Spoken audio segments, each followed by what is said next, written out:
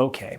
One of the things that keeps my body feeling good and prepared for all of my various practices and disciplines, as well as just the demands of my day, is my own take on a yoga sun salutation. It's a full body routine that helps to make sure that I'm checking all of the boxes that need to be checked so that I'm feeling good with my training. So we're going to start in a standing position, and you can just follow along with my voice. And I want you to try to focus on being as comfortable as you possibly can during each one of these positions. So we'll start by reaching overhead, sweeping our arms up to the side, and then reaching backwards. And we're also going to look up. We spend a lot of our day looking down at things, so this is just a good opportunity to get some exposure to looking up. From here, as we start our next exhale, we can fold down until we're touching the floor with our hands. If you struggle to reach the floor with your hands, you can allow your knees to bend as much as required so that you can support your upper body weight with your hands. Also, allow your head to drop so that your neck is relaxing and you're looking between your legs. There's no need to keep your head up and look at your hands. Just allow yourself to relax and feel the weight of the fold.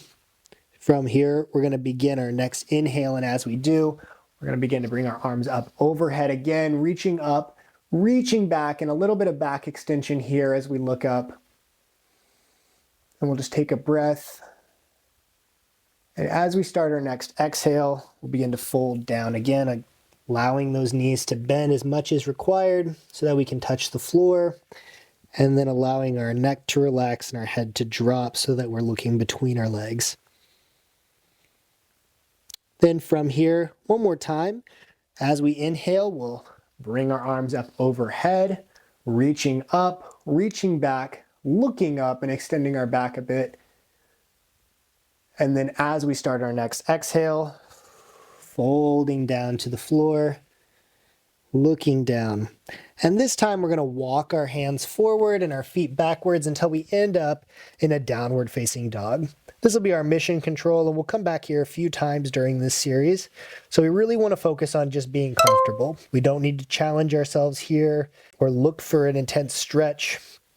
Instead, just focus on getting comfortable and supporting your weight.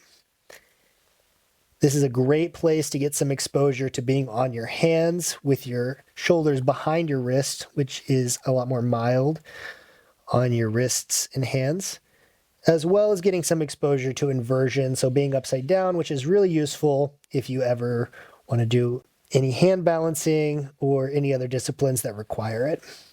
From here, you can start to press your heels towards the floor, stretching those hamstrings a bit, but again, not focusing on a super intense stretch. And then we're going to start with our right leg, taking it up as high as we can into a three-legged dog. And when you've got your leg up as high as it'll go, I want you to just pause there for a moment. Take a breath, try to relax and accept the position.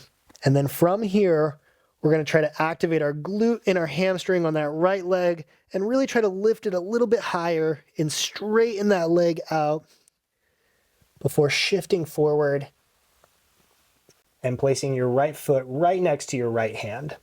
Let's settle into this modified plank position for a second. So we've got our weight in our hands, but also supported by our right foot. Now we can drop that back knee and shift backwards to straighten the lead leg. If you struggle with flexibility, you may find it to be too difficult to reach the floor with your hands straddling your leg, so it's perfectly fine to bring your hands off to the inside towards the back leg, so that way you can support your upper body weight with your hands.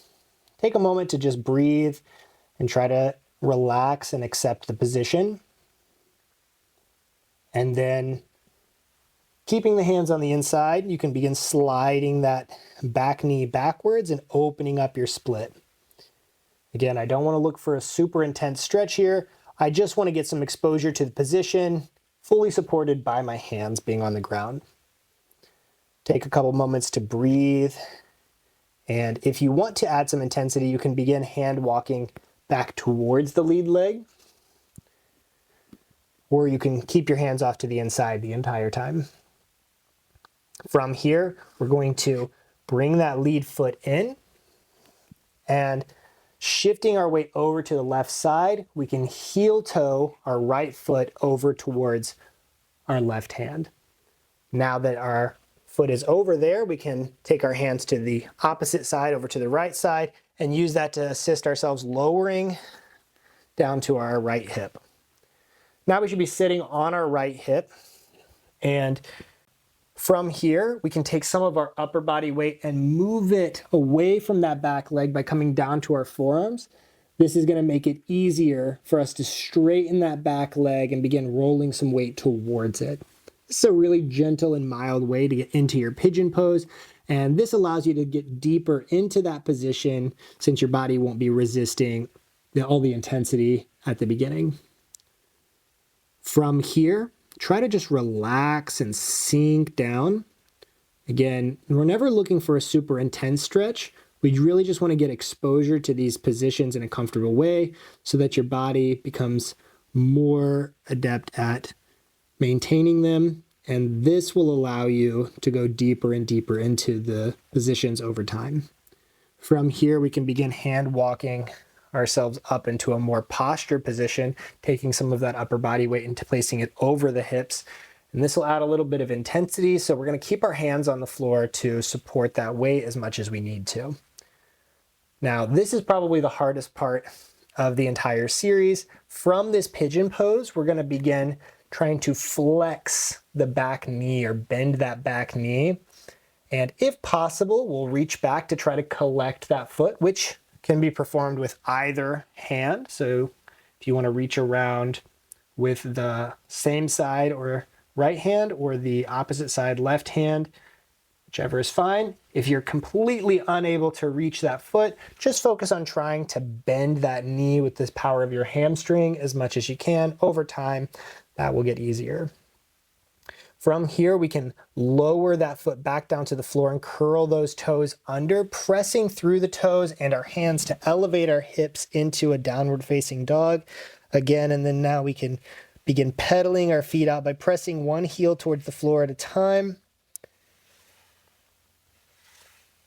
And then we can repeat the process on the other side, starting by taking our left foot as high as we can go, holding it there for just a moment as our body relaxes and accepts the position. And then from there, try to take it even higher by activating that left glute and hamstring, really lifting and straightening the leg. Now we're going to shift forward, placing that left foot directly next to our left hand. From here, let's settle into this modified plank or this lizard pose for just a moment. Breathing and trying to relax. From here, we can drop the back knee down and we can begin shifting backwards to straighten the lead leg. And again, if you lack the flexibility to straddle your leg with your hands, you can just bring your hands as far off to the inside as you need to be able to support your upper body. From here, we're just going to take a few breaths.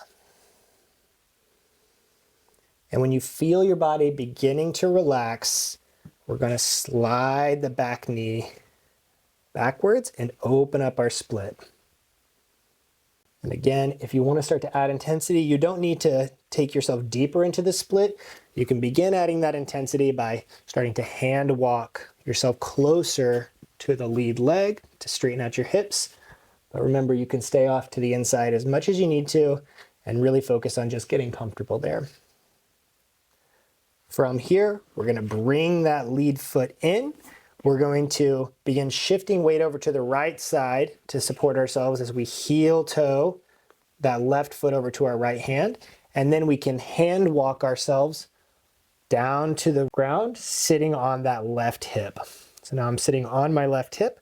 I have most of my weight over the top of it right now, so I'm going to take that offline by bringing it forward, putting my weight onto my forearms. Now the back leg will be lighter and it'll be easier for me to begin rolling onto that leg, straightening it out, and getting into a nice deep pigeon pose.